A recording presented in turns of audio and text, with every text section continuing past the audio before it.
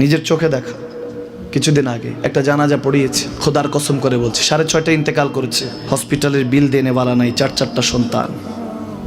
অ্যাম্বুলেন্সে ঘরে ঘরে আসবে, 1000-1200 টাকার বিল দেনেওয়ালা নাই। কি বুঝলেন? ক্ষণস্থায়ী দুনিয়া। মুমিনের কম থাকলেও আমি বলি, কেউ যদি এসে বলে হুজুর একটু দোয়া করেন, খুব পেরেশানিতে আছি, আমি তার হাত চুমু খেয়ে বলি তোমাকে মোবারকবাদ, আল্লাহ তোমাকে ভালোবাসে। পেরেশানি তো মালিক দেয়, এই জন্য এটা রহমত মুমিনের জন্য। পেরেশানি দেয় যখন ফেরেশতারা বলে আল্লাহ চাইতেছে চাইতেছে, টাকা পয়সা চাইতেছে, বলে এটা কি? বলে ফাসেক, দে বিদায় কর, বিদায় কর। তার চাওয়া আছে, বিরক্ত লাগে, বিদায় কর, কি লাগে দে। আল্লাহ 10 কোটি দিয়েছে, 100 কোটি দে, বিদায় কর।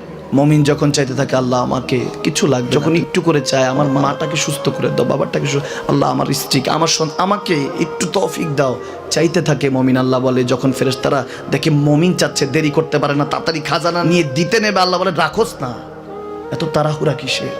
তার চাওয়ার মধ্যে তো প্রেম আছে, একটু চাইতে দেস না। থাকুক না মুমিন আর একটু পেরেশান, থাকুক না, থাকতে দেস না, একটু থাক, একটু থাক। পেরেশানিতে রেখে আল্লাহ মজা নেয়, মহব্বত নেয়, মুমিনের অন্তর থেকে খুশবু নেয়। আল্লাহর বড় মায়া, মুমিন যখন চায় আল্লাহ তখন মায়ার নজর নিয়ে তাকায়, হায় হায় আমার বান্দা, সুবহানাল্লাহ।